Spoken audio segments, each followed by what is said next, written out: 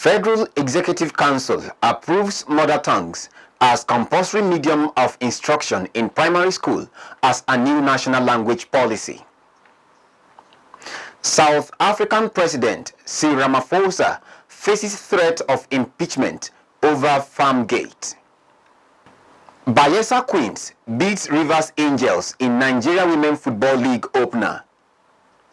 And this is the MLC TV News Hour, reaching you live from the city of Lokoja, the Confluence State of Nigeria. I am Joshua Adenoy. Thanks for joining us. In a bid to encourage the use of local languages and preserve them from going into extinction, the Federal Executive Council, FEC, has approved a new national language policy, making the various mother tongues compulsory medium of instruction from primary 1 to 6. Briefing the State House correspondent on the approval after the FEC meeting in Abuja, the Minister of Education, Adamu, noted that the policy takes immediate effect. Adamu stated that the government is aware that its implementation will be difficult, but stressed that it was necessary to promote the cultivation and use of all Nigerian tongues. He revealed that local languages have become extinct, leaving the country with 625 languages. Following such decline, he disclosed that the mother tongue will be used exclusively for the first 6 years of education and then combined with the English language from junior secondary schools. Adamu pointed out that though the policy has officially taken effect, it can only be fully implemented when government develops instructional materials and qualified teachers are made available. He further explained that the mother tongue to be used in each school will be dominant language spoken by the community where it is located. President Muhammadu Buhari presided over the meeting with the Vice President Yemi Osibanjo, as well as a number of cabinet members were physically present. The federal government has traced the rising rate of poverty in the country to state governors. It blamed the state chief executives for favoring the construction of infrastructure, such as bridges and airports in cities, rather than improving the lives of the poor.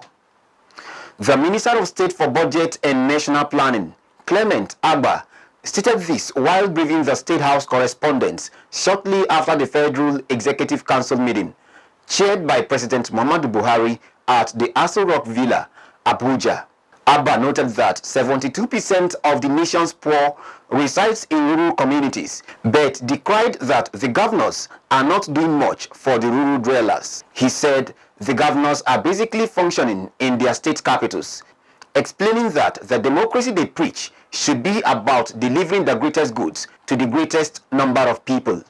Citing the findings of a recent survey he conducted across the 109 senatorial districts nationwide, the minister said Sokoto ranked the highest on the poverty scale, followed by the oil-rich state of Bayelsa. He called on the governors to start working in rural areas for even development across the nation. Reacting, Edo State Commissioner for Communication and Orientation, Chris Nhare, said the projects the state embarked upon were targeted at alleviating poverty among the residents. The commissioner stated that the state government, in its desire to make life easier for the people, organized skill acquisition training to uplift residents out of poverty. Meanwhile, Akwa Ibom State Commissioner for Information and Strategy, Ini Ememobong, said it was wrong for the federal government to blame the state governors for the rising poverty in the country. Governor Abdulrahman Abdulrazak of Kwara State has inaugurated new commissioners and a special advisor in a minor cabinet reshuffle. The newly inaugurated commissioners are Saadatu Modibo Kawu and Abubakar Buhari. Cabinet returnee Modibo Kawu got the education portfolio again, while Buhari is to man the Ministry of Communications. The governor also swore in the new special advisor on special duties, Abdulrazak Jida.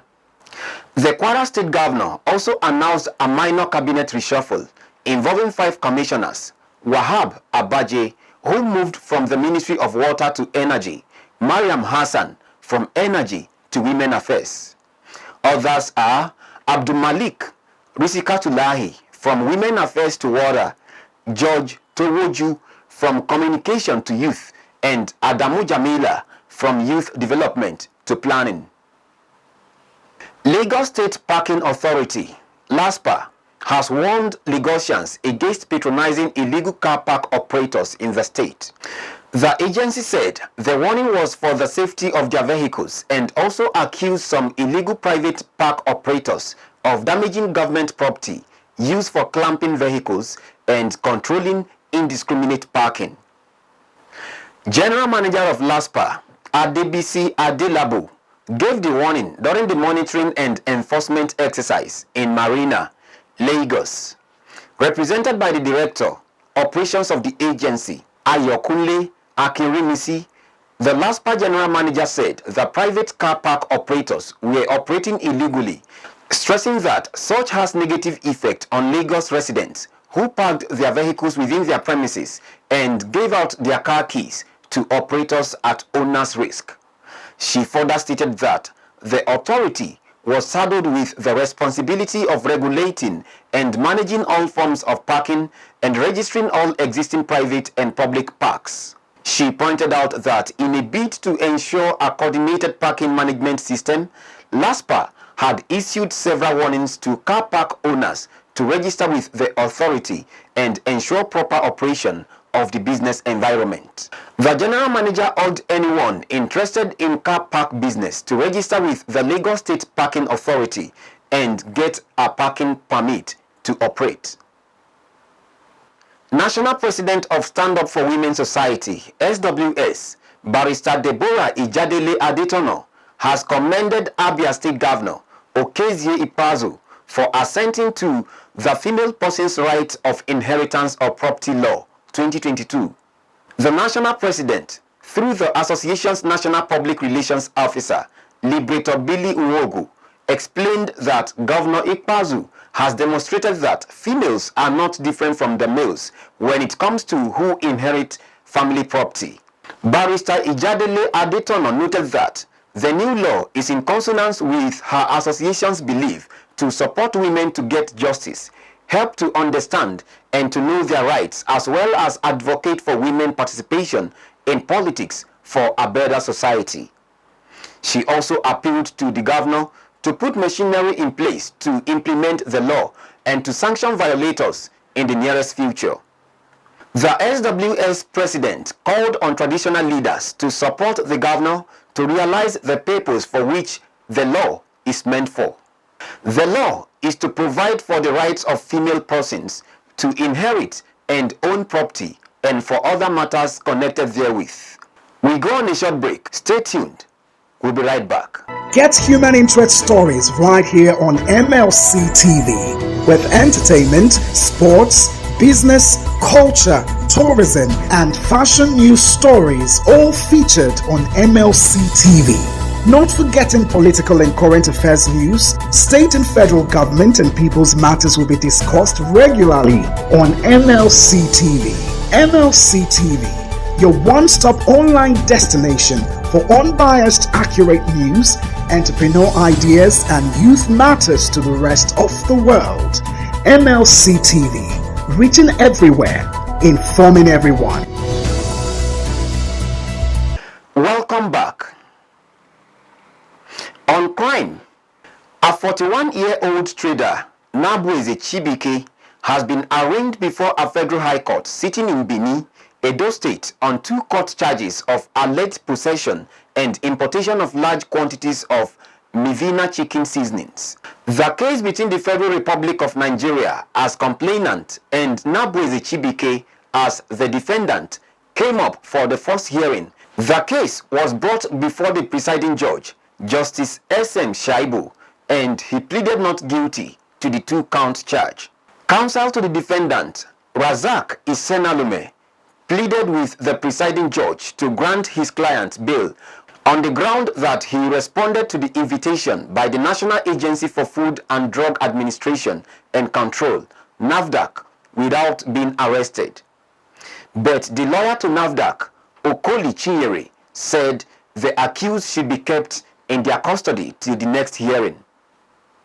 On the foreign scene, China has signaled a shift in its COVID-19 stance as it moves to ease some virus restrictions despite high daily case numbers. Dozens of districts in Shanghai and Guangzhou cities that have seen rising cases were released from lockdown measures on Thursday. The country's vice premier also announced that the country was facing a new situation, which comes as China is seeing mass protest against its zero COVID-19 policy. The unrest was triggered by a fire in a high-rise block in the western Xinjiang region that killed 10 people last week. Many Chinese believe long-running COVID-19 restriction in the city contributed to the death, although the authorities denied such claims. South African President CYRIL Ramaphosa is facing a possible impeachment threat over FARMGATE scandal.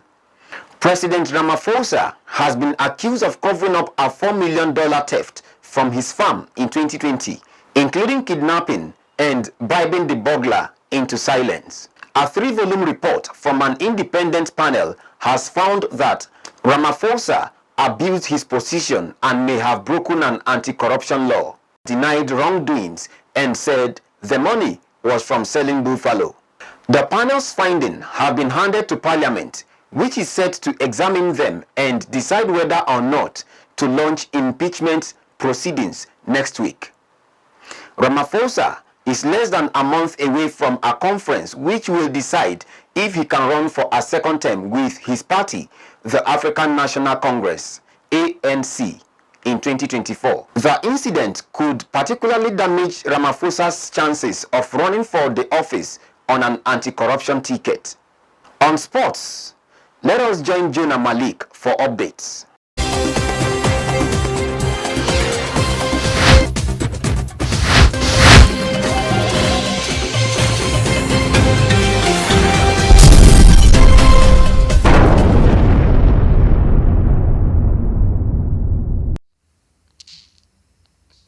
And on sports updates, defending champion Bayelsa Queens began their Nigerian Women Football League title defense with a 2-0 win over rivals Rivers Angel on match day 1 of the 2022-2023 season at the Samson Siasia Stadium, Yenagoa, on Wednesday. 2 second-half goals from Juliet Sunday and Mary Aderemi did the job for the Prosperity Girls, who had to dig deep in the second 45 minutes to overcome their rivals. Bayelsa Queen edged Rivers Angels and other contenders to the NWFL title last season, picking the ticket to represent the country at the second edition of the CAF Women's Champions League, where they finished third. In other results, Bankole Olowokere-led Nigeria Rattles also began the season with a comfortable 3-1 win over newly promoted Heartland Queens, just as Osun Babes defeated Royal Queens by 2-0 to wrap up the games in Group A. In Group B, Abiak Angels pipped Robo Queens by a lone goal. Nasarawa Amazons also edged Edo Queens by 1-0, while Adamawa Queens handed another newly promoted side, Akwa Ibom United, a 2-goal defeat. Still from the actions from the World Cup, reactions as Argentina and Poland qualify. Tunisia pulled off a shocking win over France but are eliminated despite having 4 points. Australia reached the knockout stage of the World Cup for the first time in 16 years after a shocking 1-0 defeat to Denmark. Australia will now play Group C winners Argentina on Saturday. 7 teams are vying for progression. Canada are already eliminated out of the tournament, but no other side are guaranteed to go through yet. In Group E, Costa Rica will take on Germany and Japan face Spain. In Group F, Canada will go against Morocco and Croatia takes on Belgium. Cristiano Ronaldo denied that he had sworn at Portugal's coach Fernando Santos when he was substituted during a dramatic 2-1 defeat to South Korea in the World Cup on Friday as both teams advanced into the next round. Ronaldo, Portugal's captain, said the comments he made as he left the pitch in the 65th minute of the game were in fact aimed at a South Korean player. Portuguese media said the former Manchester United, Real Madrid and Juventus star who had left the club last month appeared to challenge Santos over the decision to substitute him, using vulgar language towards the coach. He said what happened was before his substitution, the South Korean player told him to get off quickly. He told him to shut up as he doesn't have that authority. There was no disagreement, according to Ronaldo. The 37-year-old is seeking to equal the Portuguese record of most World Cup goals held by Eusebio, who racked up 9 goals in 1996 in England, the only World Cup tournament he played in. Ronaldo last week became the first ever player to score in 5 World Cups. Santos, asked by reporters about the substitution incident, also said a South Korean player had been aggressive in his comments towards the 5-time Ballon d'Or winner. Santos said he saw the interaction with Korean player and he has no doubt about what happened. Ronaldo was kept largely at bay by South Korean defense in the Asian glass gap victory over Portugal that sent Uruguay out of the World Cup.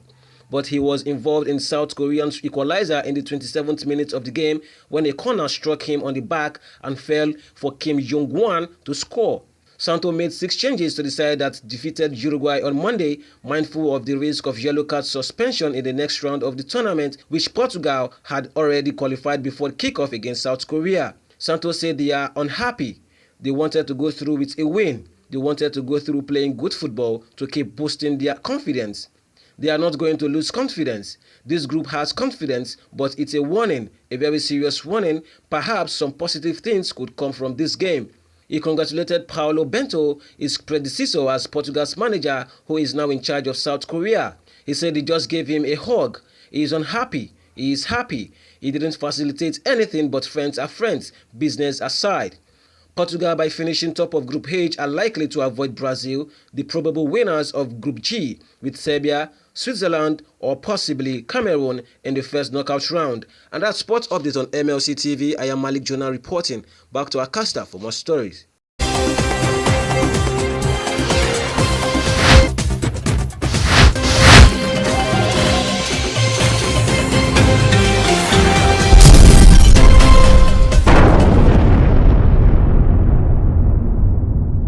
Thank you, Jonah. And on entertainment, let's join Matthias Ayodeji Peter for the latest.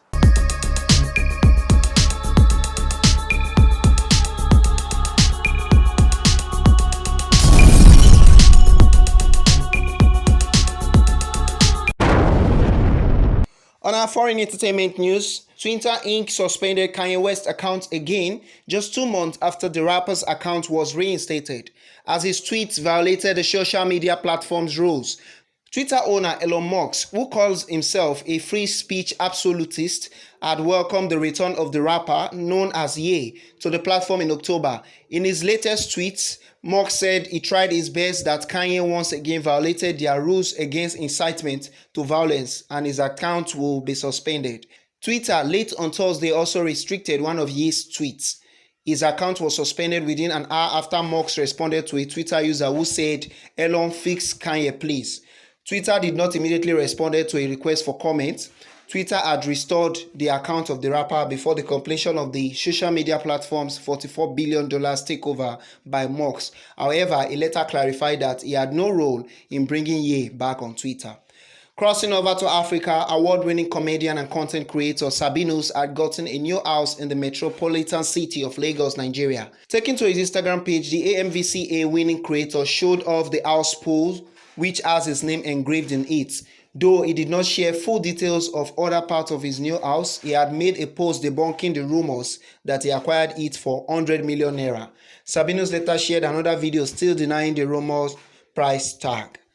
The new acquisition comes months after the comedian got another Mercedes-Benz to replace the one which crashed badly in an accident. Sabinus, who got popular for his unique comedic tropes, had been in the news for many congratulatory reasons, from winning awards to buying his parents a house earlier this year before finally getting himself one. And that is all on entertainment news today. My name is Matthias Ayodeji Peter, reporting for MLC TV.